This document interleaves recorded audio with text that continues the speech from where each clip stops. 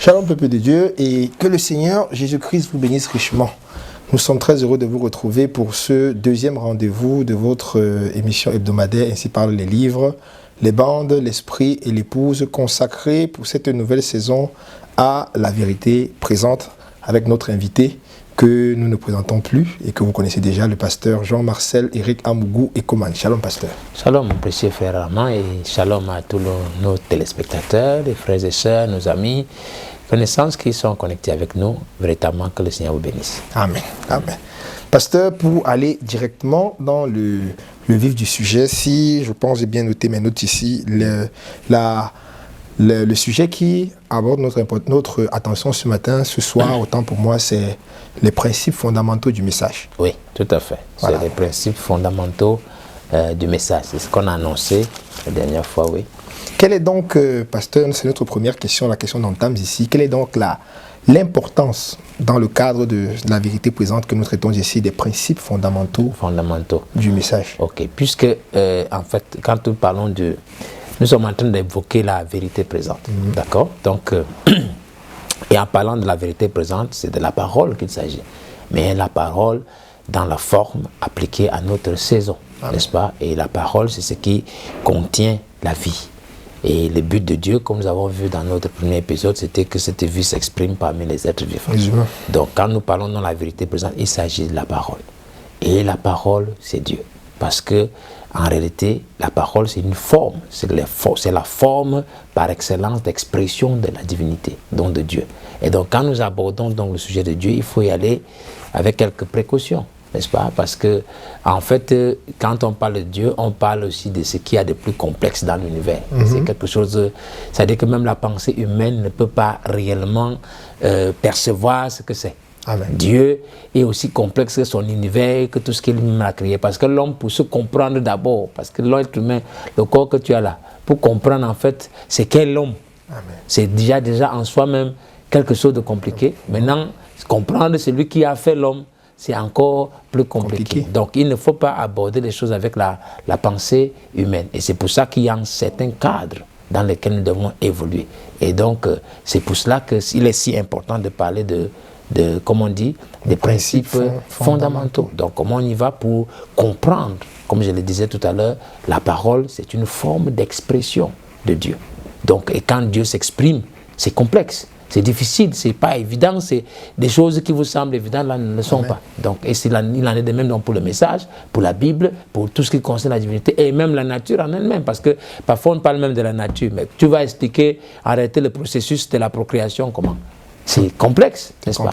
Voilà, donc tu peux dire comment ça se passe, mais aller trouver ça dans son essence, sa nature, c'est quelque chose de... Voilà, j'espère que je réponds. Et il y a quelque chose aussi, donc je peux juste prendre un élément là, où dans les bandes, il nous est bien précisé ici, parce que qu'en réalité, Dieu a écrit dans Écoutez-le, dont j'ai la traduction Shekinah. Ici, j'ai pris une note là, le 12 juillet 60, je crois que ça s'affiche. Donc il est dit que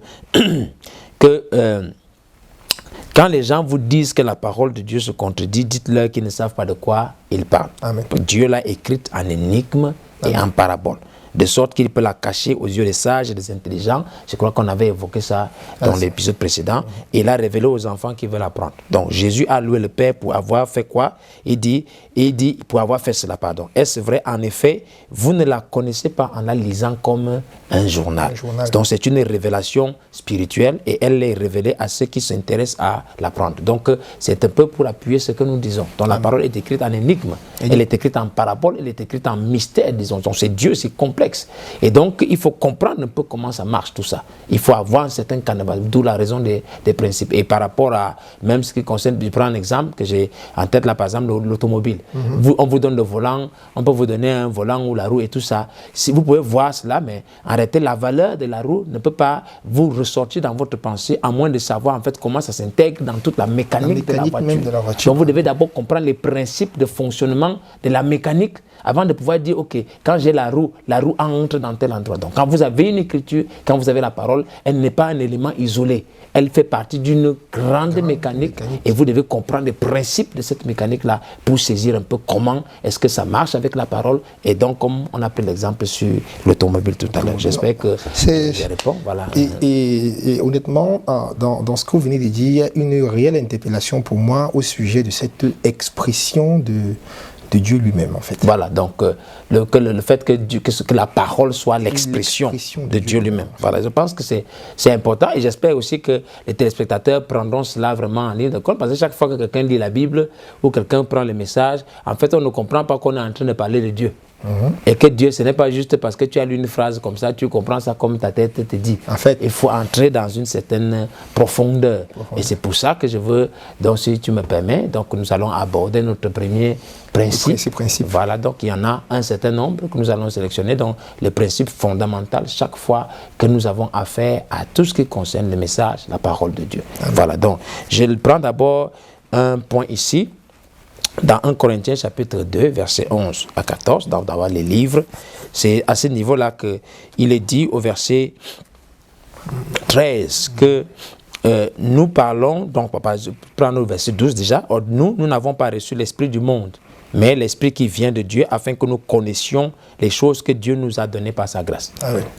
Et nous en parlons non avec le discours qu'enseigne la sagesse humaine, mais avec ce qu'enseigne l'esprit, employant le langage spirituel pour les choses spirituelles. Mais l'homme animal ne reçoit pas les choses de l'esprit, car elles sont une folie pour lui, et il ne peut les connaître parce que c'est spirituellement qu'on en juge. Donc quand on parle des choses de Dieu, il faut comprendre que pour les comprendre, il faut entrer dans un certain esprit. J'espère qu'on voit déjà cela.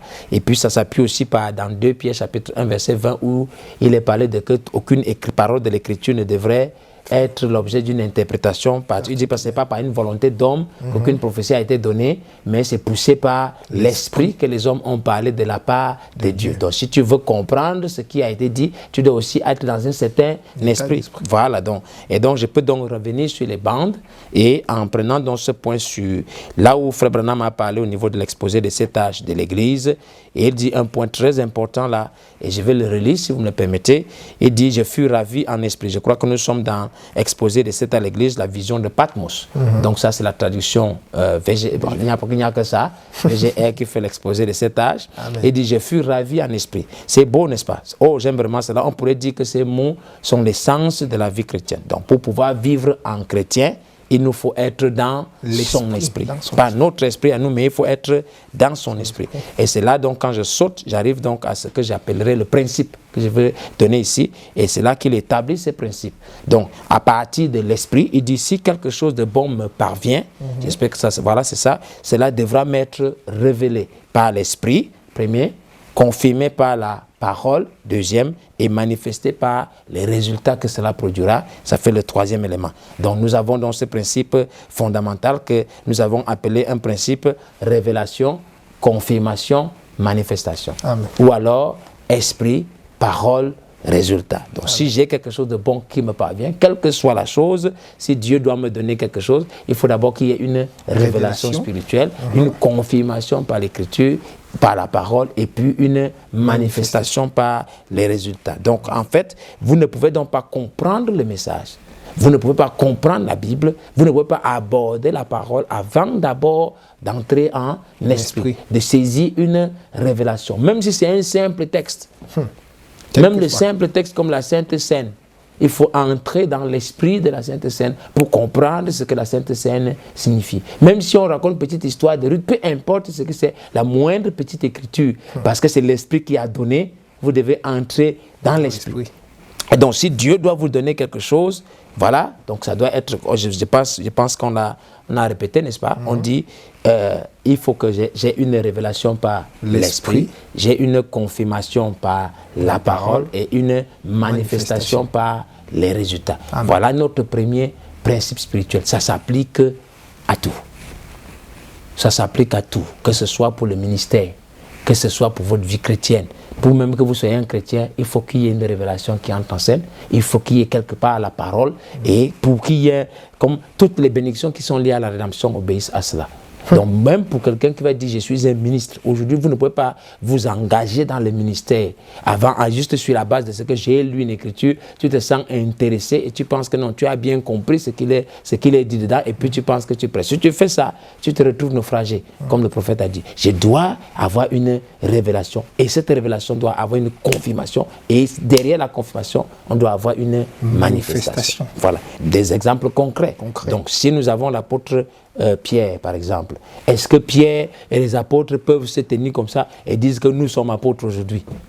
Ce n'est pas possible. Les apôtres Pierre, quel que soit le cas, donc la première des choses, il faut qu'il y ait une révélation. Ils ne se connaissaient pas eux-mêmes. Dans Matthieu, par exemple, Matthieu chapitre 16, vous avez un Pierre qui pensait que lui, il est un pêcheur de poissons. Voilà. Jusqu'à ce qu'il rencontre Christ, dont l'Esprit incarné dans Jésus, en fait, qui lui a révélé qu'en réalité, là où tu es là, tu n'es pas juste qu'un pêcheur de poissons, tu es un maire. Détenteur des clés de la Nouvelle Jérusalem, c'est lui qui était le maire de la ville.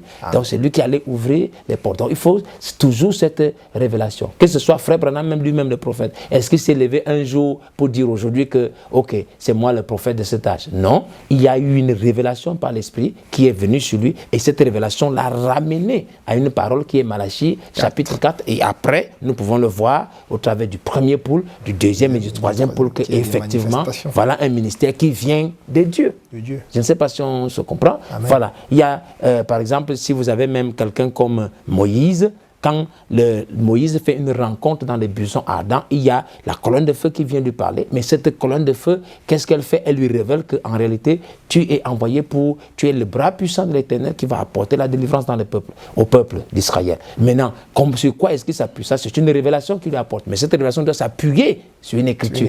Quelle est l'écriture? La promesse que Dieu avait faite à Abraham. Et derrière cette promesse, nous voyons donc après que quand Moïse s'en va, il y a les résultats qui suivent.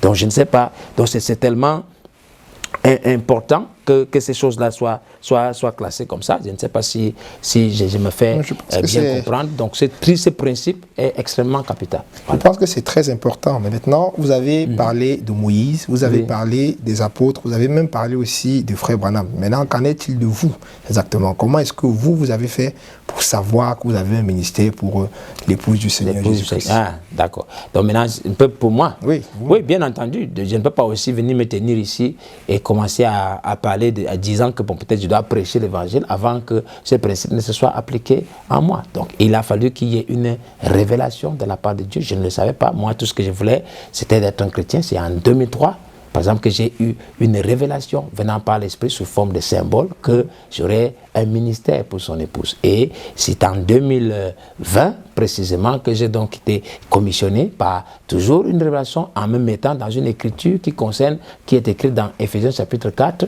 pour dire que j'ai un ministère de perfectionnement pour l'épouse, puisque forcément tous les ministères Éphésiens 4 sont inclus là-dedans. Tout le quintuple ministère, c'est Éphésiens chapitre 4 versets 11 à 13. Donc vous ne pouvez pas faire autrement. Et ça a été positionné dedans et après les résultats se manifestent parce que la parole parle par exemple même sur les onctions apostoliques, que vous voyez les prodiges, les miracles, les signes et vous voyez la vie, parce que Frère nous a parlé des états montés en haut, il a fait des dons aux hommes et pour le perfectionnement et l'introduction de ces vertus dans l'épouse. Et donc vous voyez les gens, et donc vous pouvez venir là-bas, vous verrez les témoignages, non pas seulement des guérisons ou des choses comme ça, mais la vie qui est transférée dans les individus et tu vois un réel changement où leur vie complètement est alignée avec Christ. Et nous voyons comment la parole de Dieu agit au sein de l'Église parce que en fait, qu'est-ce que ce ministère est censé faire? Par exemple, comme la Bible dit, c'est nous retournons à l'arbre originel de la Pentecôte. Amen. Voilà, donc en fait, je veux peut-être, on aura le temps, si tu permets, puisqu'on pourra consacrer du temps à parler de ces choses personnelles, mais pour appuyer qu'en réalité, nous ne pouvons pas nous engager dans le ministère, dans quoi que ce soit qui concerne la parole aujourd'hui, sans ce triple. C'est le premier principe qui est triple, qui est révélation par l'Esprit, confirmation par la parole et puis manifestation par les résultats. Voilà. Donc si tu peux me permettre aussi, je voudrais aborder un autre aspect qui est extrêmement important en ce qui concerne justement ce principe, ce triple principe de révélation, confirmation, manifestation. Beaucoup en parlant plus précisément un peu de la notion de cet esprit-là. Vous savez, il y a beaucoup de gens qui viennent, nous tous pratiquement, beaucoup d'entre nous, chacun venait d'un monde, d'un certain domaine, d'une dimension, d'une dénomination, peut-être d'autres venaient de l'animisme, ou ne sais pas, venaient de quoi. Voilà, maintenant, ces gens arrêtaient en entrant dans le message. Parfois, on ne comprend pas que pour entrer dans le message est d'abord un esprit. Le message est un esprit, ce n'est pas juste des bandes et des brochures. Et beaucoup de gens viennent dans le message sans avoir l'esprit du message.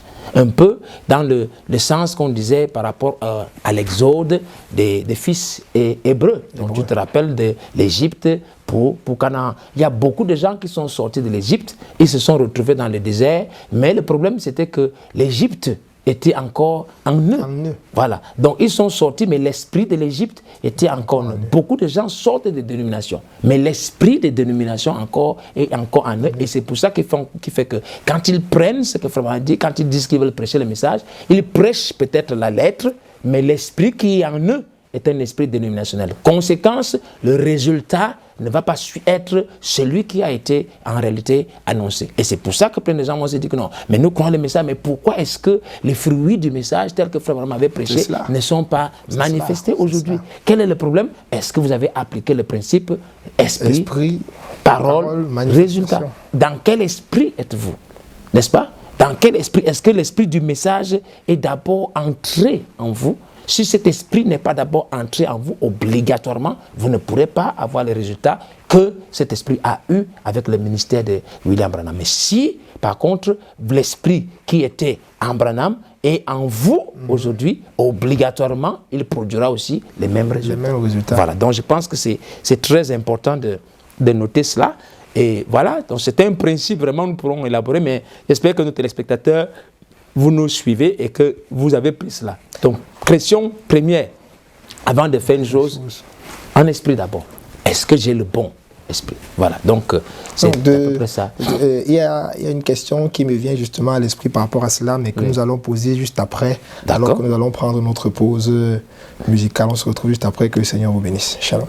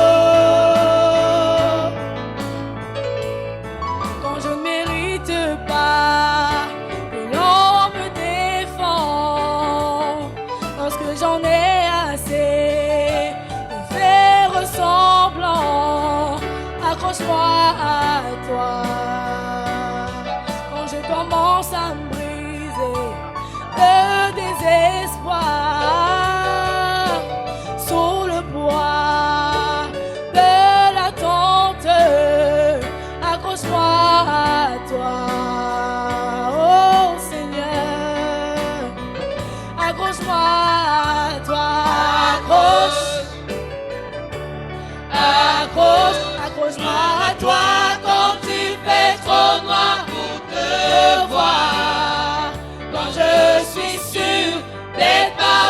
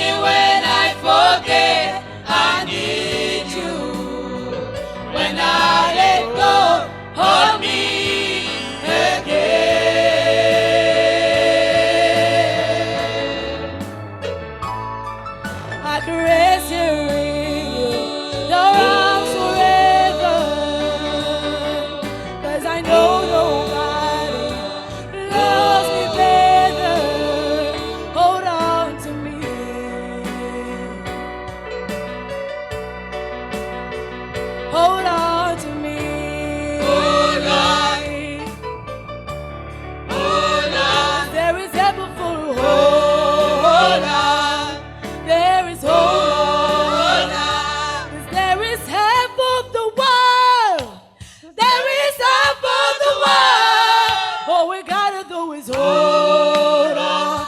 Let me tell you, na na na na. Just hold on. Oh, just hold on. Yeah, just hold on. Oh, hold on to me. Nous sommes très heureux de vous retrouver après cette ponctuation musicale, accompagnée toujours de notre invité, le pasteur Jean-Marcel Éric Amougou Ekouman. Et tout à l'heure, avant que nous ne terminions, vous avez mentionné l'aspect de ministre qui prêche le message sans être dans l'esprit même du message. Oui, justement, en faisant un peu le parallèle, le fait que le type qui a été montré dans l'Égypte, où les Égyptiens sont sortis, les fils d'Israël sont sortis d'Égypte, mais l'Égypte était encore à nous. Je crois que c'était même une précision un peu qui a été faite par le prophète.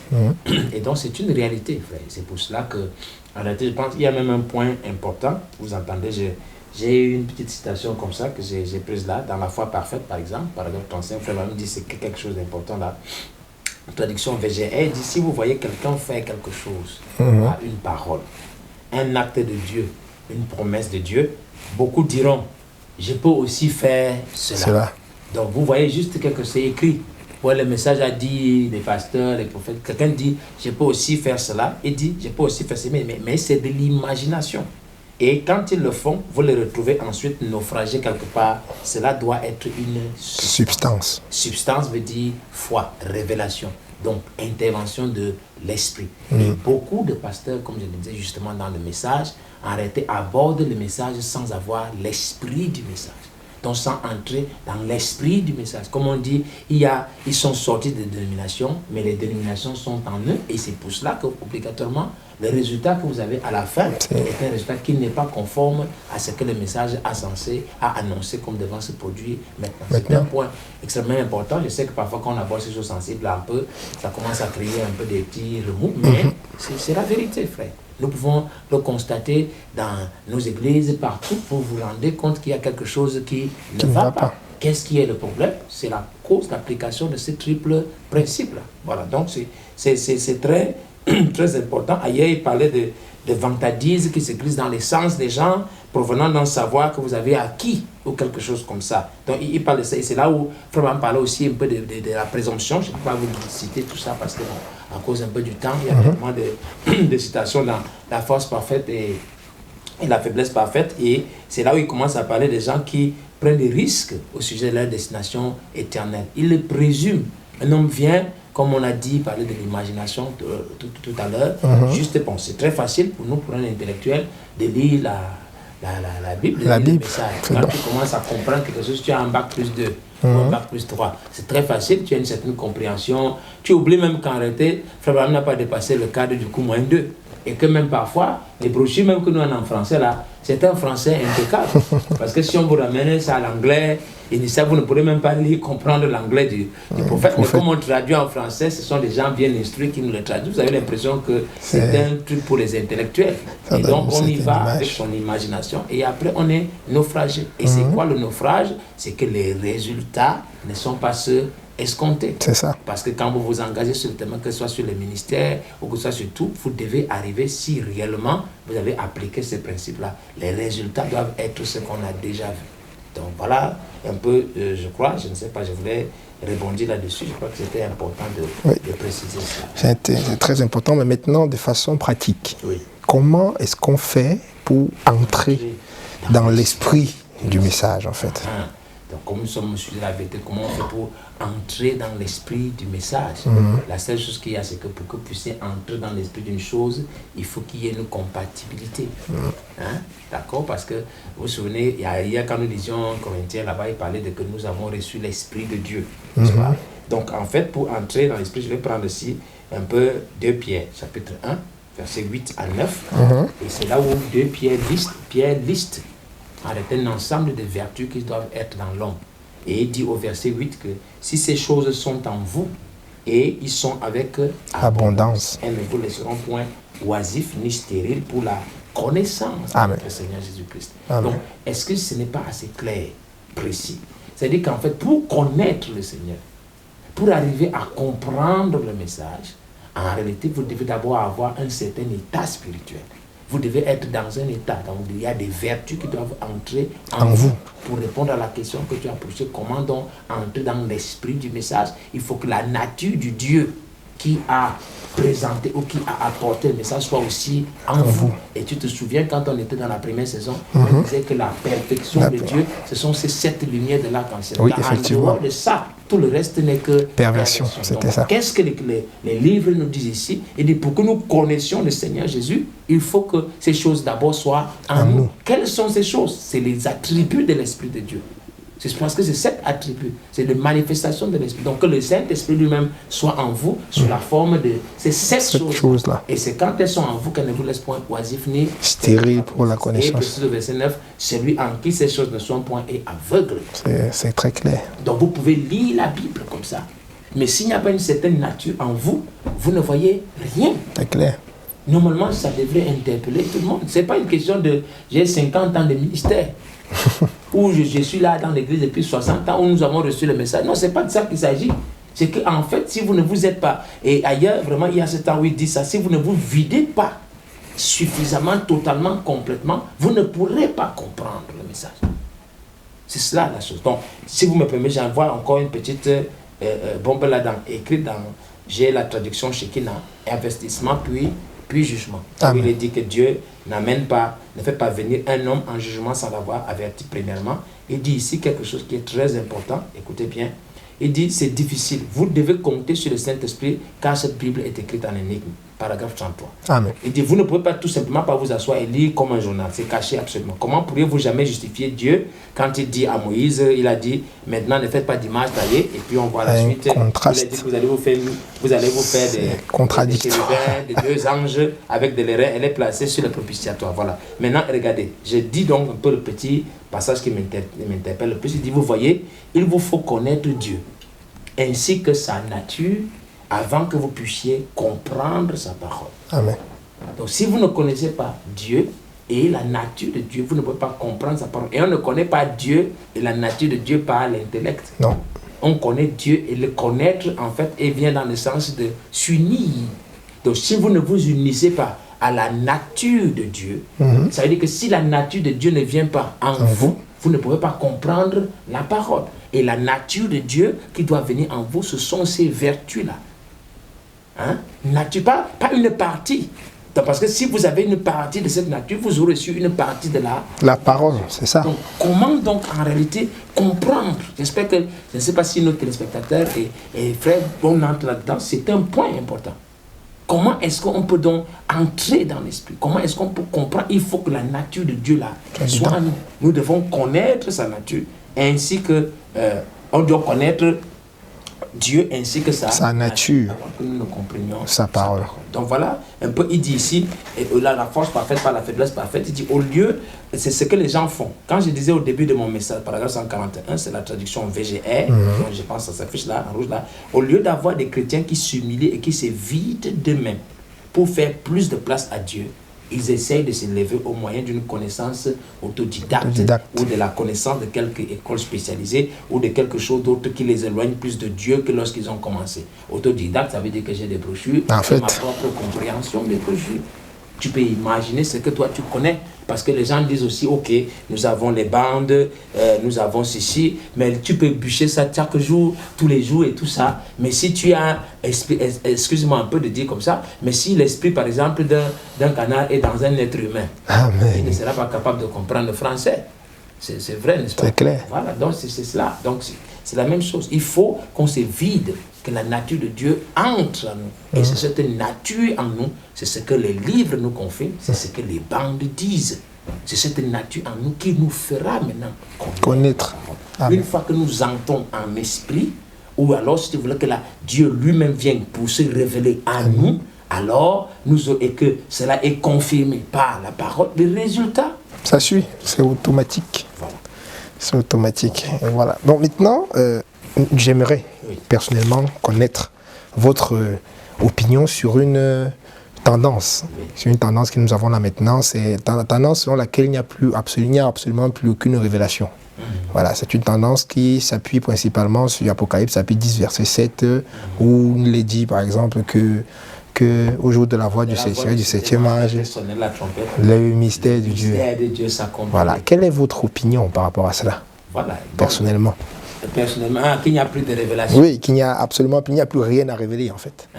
Bon, maintenant, s'il n'y a plus rien à révéler, la première question que je poserais, c'est le Saint-Esprit lui nous sert donc à quoi? Parce que s'il n'y a plus rien à révéler, on n'a pas besoin du Saint-Esprit, parce que le but pour lequel le Saint-Esprit est envoyé, c'est pour qu'il nous conduise dans toute la vérité. Il s'appelle l'Esprit de vérité. Et comment est-ce que le Saint-Esprit conduit la vérité? C'est par révélation. Donc, déjà, rien que ça, si le frère dit que nous avons le Saint-Esprit, le simple fait de dire que nous avons le Saint-Esprit, ça veut dire que nous avons besoin de la révélation. Et le prophète lui-même encore nous a dit que si même la révélation que Dieu nous a donnée, par son prophète, pour que nous puissions la recevoir, il faut que Dieu nous révèle comme ce qu'il a révélé déjà au prophète. Donc la parole de Dieu a été donnée par inspiration. Elle doit être reçue par inspiration. Et Frère Branham, dans les âges de l'Église, il dit que la révélation par l'Esprit est d'une importance capitale. Il ne dit pas seulement du livre de la révélation, il parle de toute révélation. Ça veut dire donc que même en fait, si vous avez même besoin de vous marier, n'est-ce pas? Frère Branham ne vous a pas dit dans une brochure la femme que vous devez épouser. Il faut que cela, s'il avait donc révélé tous les mystères, dites-moi là où il a révélé les mystères de la femme que vous devez épouser. Il faut que le Saint-Esprit lui-même vienne vous le dire. Nous sommes d'accord, n'est-ce pas? Amen. Voilà, donc quand les gens le disent, ce n'est pas vrai. Et puis, si maintenant Frère Branham a révélé tous les mystères qu'on n'en a plus besoin, ça veut dire qu'il suffit donc que nous écoutions, dès que nous écoutons les bandes, tout va bien. Mais le diable écoute les bandes tous les jours. Et nous le savons bien, parce qu'il connaît la Bible, mais ça n'empêche pas qu'il n'a pas la révélation. Donc s'il avait tout révélé et qu'il suffit de s'asseoir, là, Satan aussi a... il a forcément... Voilà, donc, et donc tout le monde donc, qui écoute les bandes, quand on a sans révélation, bon, à partir des bandes, on a la révélation du Saint-Esprit. Même le diable est né de nouveau aussi, parce que je ne crois même pas qu'il y ait un être humain, toi et moi ici, et tous les spectateurs qui écoutent les bandes plus que le diable. Ça n'existe pas, d'accord? Donc, nous avons besoin de la révélation. Et quand il est dit, le mystère de Dieu s'accomplirait. Le mystère de Dieu, c'est quoi? La Bible nous l'enseigne, c'est Christ en nous. Donc, tant qu'il y a Christ qui doit se manifester en nous, le mystère de Dieu est en train de s'accomplir. Et au jour de la voix, ce n'est pas un jour précis, c'est au jour. Le message, nous sommes encore là maintenant, après que Frère Branham soit parti, au jour de la voix du septième ange. Donc, au jour de la voix du septième ange, la révélation doit continuer jusqu'à ce que le dernier élu soit entré. Donc, est-ce que la révélation par l'Esprit est nécessaire? Bien entendu. D'accord? Et maintenant même, il n'y a pas de révélation collective. La révélation collective n'existe pas. Et tant Christ est le mystère de Dieu révélé, peut-être que je ne pourrais pas le lire, je ne sais pas combien de temps on a, mais il dit bien que c'est un individu. Christ est la traduction de la voix de Dieu. Il dit, paragraphe 490, pas question de dire mon église. Il dit, alors mon église n'a rien à voir là-dedans, c'est un individu, une seule personne. Tout l'enfer est contre cet enseignement. Tout l'enfer est contre cette vérité, mais c'est la vérité. Jésus n'a jamais dit, bon, Pierre, toi et Jean et tous les autres, maintenant vous avez reçu la révélation. Ça n'existe pas. Toute l'église est sauvée. Non, c'était adressé à lui personnellement. Vous allez prendre les paragraphes avant et après, vous verrez qu'il s'agit de ça. C'est une révélation individuelle, personnelle. Et c'est ça là, parce que quand on ramène la parole à la révélation personnelle, c'est là où le diable tremble. Mais quand nous avons des révélations collectives, tous les mystères sont là, c'est dans les bandes, c'est machin, ça ne fait rien au diable. C'est ce que les bandes nous disent. Voilà, donc c'est cela. Est-ce qu'on a besoin de révélations? Bien sûr. Même pour comprendre ce qui a été révélé à Frère Branham, nous avons besoin de ça. La preuve, nous sommes tous croyants du message. Maintenant, allez vous asseoir dans les églises du message et dites-moi, arrêtez combien de tendances on a là. Peut-être qu'on a même déjà dépassé tous les protestants ici, parce qu'il y a chacun, polygamie, je ne sais pas quoi. Tout ce que vous pouvez imaginer, c'est là-dedans dans le message. Pourquoi? Parce qu'il nous manque la révélation. Et Frère Branham a dit, ce qui cause la division parmi les églises, ce n'est pas que quelqu'un est plus grand, c'est qu'il nous manque la révélation. Donc, est-ce que la révélation est importante? C'est capital. Donc, ce que vous êtes donc en train de nous dire ici, c'est que l'écoute fidèle des bandes ne suffit pas. Ce n'est pas moi qui dis ça. C'est les bandes et c'est les livres qui disent. Et si tu me permets, moi je ne suis pas en train de dire, parce que parfois quand on parle comme ça, moi j'encourage fidèlement à ce que nous écoutions les bandes. et qu'on les écoute régulièrement et le plus fidèlement possible. Si c'était même possible qu'on écoute les bandes chaque jour à l'église, et déjà par la grâce de Dieu, nous écoutons les bandes tant que le Seigneur nous... Si c'est même chaque jour qu'on dorme avec, dormons avec, mais soyons conscients d'une chose, ce n'est pas l'écoute des bandes fidèles qui nous apporte la révélation. Ce n'est pas possible. Sinon, nous sommes en train de briser l'écriture. Et puis, je voudrais aussi peut-être ajouter quelque chose là, tout en remerciant et la voix de Dieu, pardon, et chacun et tout ça pour le bon travail qu'ils font. Pardon, excusez-moi. Il n'y a pas de problème. Que quand on parle même de fidélité de la traduction, parce que nous sommes des francophones. D'accord, j'ai pris un peu quelques petits exemples là.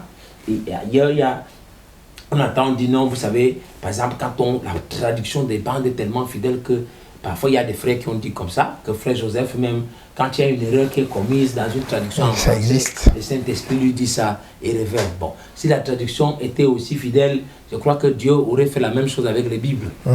Parce que ce soit le message ou que ce soit les Bibles, tout ça c'est la parole de Dieu. Et nous sommes conscients qu'en réalité, même dans les Bibles, il y a plusieurs sortes de traductions, mais le Seigneur, ce n'est pas un problème. Pourquoi? Parce qu'il sait que c'est l'Esprit en réalité qui révèle la vérité. C'est la même chose avec les brochures. Je vais prendre juste un exemple, parce qu'on dit au nom que les brochures sont tellement fidèles. Ce n'est pas exactement le cas, pour montrer que nous avons besoin de la révélation par l'Esprit.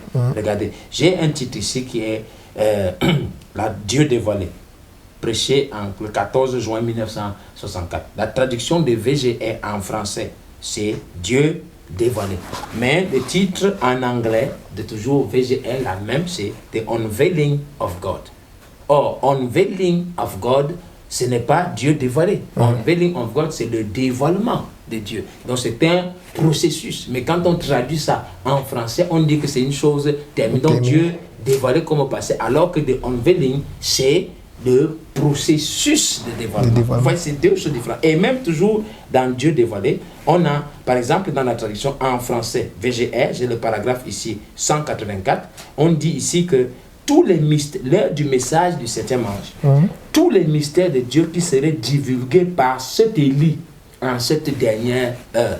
Donc, dans la traduction en français, VGR, je ne dis pas Shekinah, on dit les mystères seront divulgués par Élie. Maintenant, regardons la même traduction en anglais, VGR, toujours le paragraphe 184, on dit The hour of the seventh angel message, all the mysteries of God should be made known in that Elijah.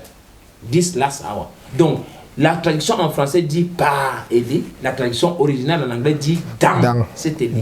Et vous voyez que en réalité, vous êtes d'accord avec moi qu'il y a une énorme différence entre par cet Élie et dans cet Élie. Celui qui lit par cet Élie se limitera aux déclarations du prophète, parce qu'il dit que non, c'est ce qu'il a dit qui m'intéresse, donc les mystères sont ce qu'il a dit, mais celui qui lit dans ne se limite pas simplement à déclaration, mais il cherchera à trouver ce qu'il y avait dans l'intérieur du prophète qui a fait que nous puissions avoir ces choses. Amen.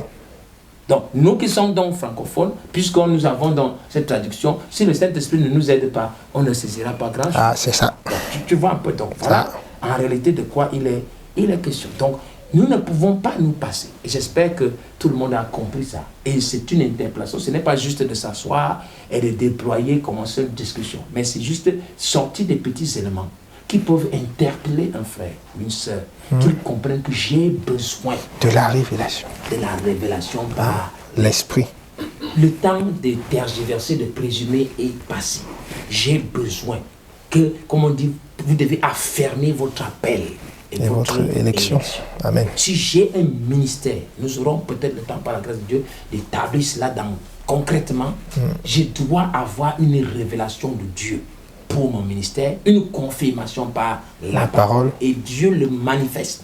Ce n'est pas juste des paroles comme ça. Nous ne pouvons pas entrer, prêcher le message sans avoir l'esprit du message. Et l'esprit du message, c'est que l'être humain se vide complètement. La nature de Dieu se confond, se mélange, entre dans l'homme. La nature de l'homme meurt.